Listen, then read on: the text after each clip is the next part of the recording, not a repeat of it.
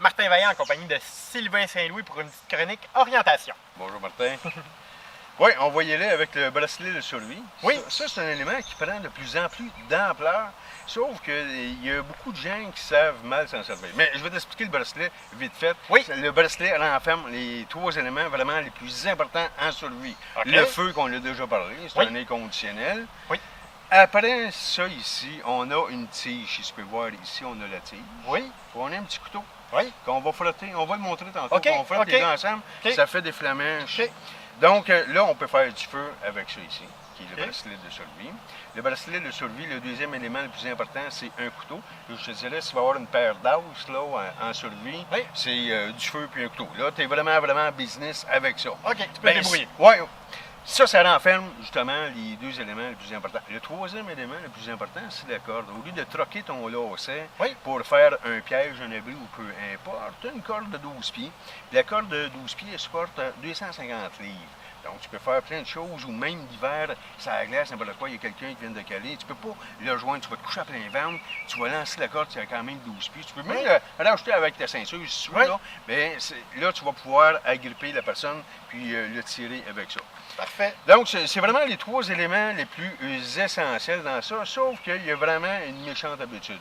On a un sifflet aussi là-dessus, comme tu peux voir. On a une boussole, on peut avoir...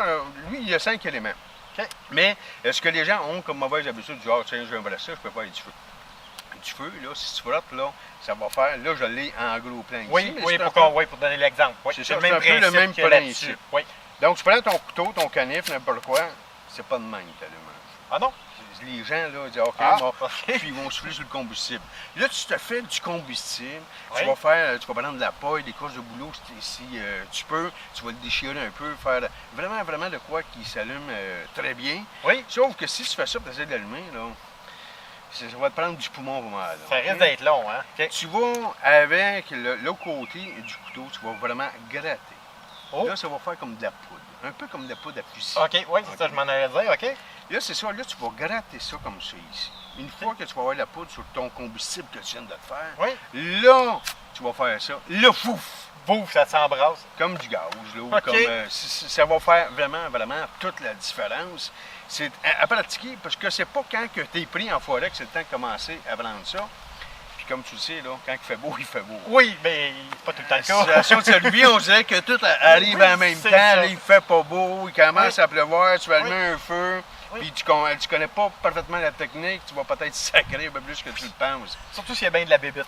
Ben là, ça, je pense que c'est le PDP. On a hâte de partir le feu. Si on panique assez vite, puis on se possède plus. Oui, hein? non, fait que, à ce moment-là, quand tu vas faire ça, ton combustible, là, quand tu vas partir ton feu, là, tu vas voir que ça ne sera pas long. Un coup, normalement, là, ça part. Mais c'est à pratiquer. Donc, c'est rien qu'assez de faire du combustible un petit peu avant, puis après ça, on le passe. Ça fait toute la différence. Ça va sauver beaucoup de temps, beaucoup d'énergie. Absolument.